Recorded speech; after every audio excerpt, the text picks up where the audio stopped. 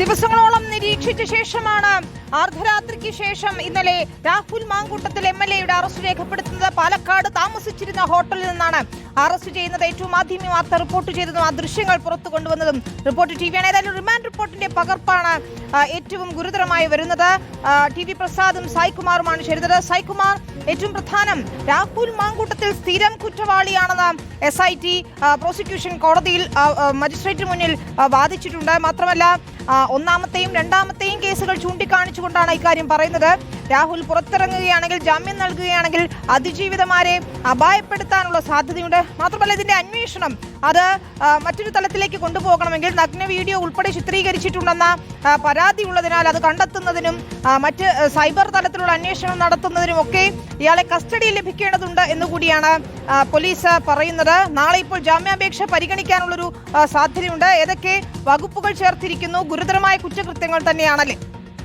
തീർച്ചയായും വിനീത, ഗുരുതരമായ കുറ്റകൃത്യങ്ങൾ തന്നെയാണ്. ബലാത്സംഗം, ഭീഷണിപ്പെടുത്തൽ, ദേഹോപദ്രവം ഏൽപ്പിക്കൽ തുടങ്ങി ഗുരുതരമായ കുറ്റകൃത്യങ്ങൾ തന്നെയാണ് രാഹുൽ മാങ്കൂട്ടത്തിന് മേൽ ഇപ്പോൾ ചുമത്തിയിട്ടുള്ളത്. രാഹുലിനെ ഇപ്പോൾ 14 ദിവസത്തേക്ക് റിമാൻഡ് ചെയ്യുകയും ചെയ്തു. ഇനി ഈ കേസിൽ ഏറ്റവും നിർണായകമായത് തെളിവെടുപ്പ് തന്നെയാണ്. ഇതിൽ പരാതിക്കാരിയായ അതിജീവിത പറഞ്ഞ കാര്യങ്ങൾ കൃത്യമാണെങ്കിൽ ആ തെളിവുകൾ സഹിതം ഡിജിറ്റൽ തെളിവുകളടക്കം രാഹുൽ മാങ്കൂട്ടത്തിനെതിരായ ഡിജിറ്റൽ തെളിവുകളടക്കം പോലീസിന് ശേഖരിക്കേണ്ടതുണ്ട്. ഇതിനോടകം തന്നെ സാമ്പത്തിക ചൂഷണം നടത്തിയതിന്റെ തെളിവുകൾ പോലീസ് സംഘത്തിന് ലഭിച്ചിട്ടുണ്ട് എന്നാണ് നമ്മൾ മനസ്സിലാക്കുന്നത്.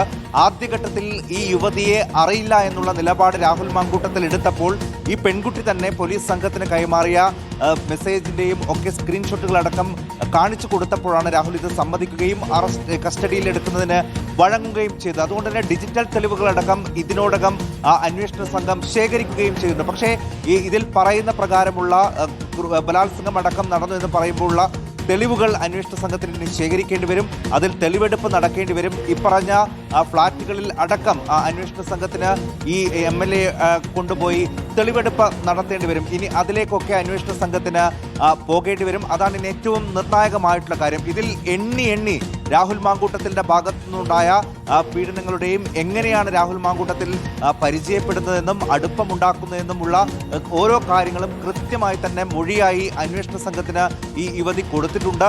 ആദ്യം ഇമെയിൽ മുഖേന പരാതി കൊടുക്കുന്നു, പിന്നീട് വീഡിയോ കോൺഫറൻസ് വഴി വിശദമായി മൊഴി രേഖപ്പെടുത്തുന്നു. അതിനുശേഷമാണ് ഈ കസ്റ്റഡിയിലെടുക്കാനുള്ള തീരുമാനത്തിലേക്ക് അന്വേഷണ സംഘം എത്തുന്നത്. ഈ ഘട്ടങ്ങളിലെല്ലാം വലിയൊരു രഹസ്യാത്മകത അന്വേഷണ സംഘം സൂക്ഷിച്ചു എന്നുള്ളതാണ് ഏറ്റവും പ്രധാനപ്പെട്ട കാര്യം. ഒരു ഘട്ടത്തിൽ പോലും ആ വിവരങ്ങളിൽ ഒരു സൂചന പോലും പുറത്തു പോകാതിരിക്കാൻ വലിയൊരു ജാഗ്രത പോലീസ് സംഘം കാട്ടി. ഏതെങ്കിലും ഘട്ടത്തിൽ ആ വിവരങ്ങളിൽ ഏതെങ്കിലും സൂചന പുറത്തു പോയിട്ടുണ്ടെങ്കിൽ അത് രാഹുൽ മാങ്കൂട്ടത്തിൽ തന്നെ രക്ഷപ്പെടാനുള്ള വഴിയായി മാറുകയും ചെയ്യും. അത് ഇല്ലാതാക്കാൻ വലിയ ജാഗ്രത പോലീസ് സംഘം കാണിക്കുകയും ചെയ്തു. കഴിഞ്ഞ ദിവസങ്ങളിൽ കസ്റ്റഡിയിലെടുക്കാൻ തീരുമാനിച്ചുറപ്പിച്ചത് മുതൽ രാഹുലിന്റെ പിറകെ തന്നെ ഉണ്ടായിരുന്നു പോലീസ് സംഘം. തൃശ്ശൂരിൽ ഒരു പരിപാടിയിൽ പങ്കെടുത്ത് പാലക്കാടേക്ക് രാഹുൽ എത്തുമ്പോൾ ആ സമയത്ത് രാഹുൽ മുറിയെടുത്തിരുന്ന അതേ ഹോട്ടലിൽ തന്നെ ഈ പോലീസ് സംഘവും എത്തുന്നു. 12:30യോടുകൂടി രാഹുലിനെ കസ്റ്റഡിയിലെടുത്ത് അതിവേഗം മടങ്ങുകയാണ്.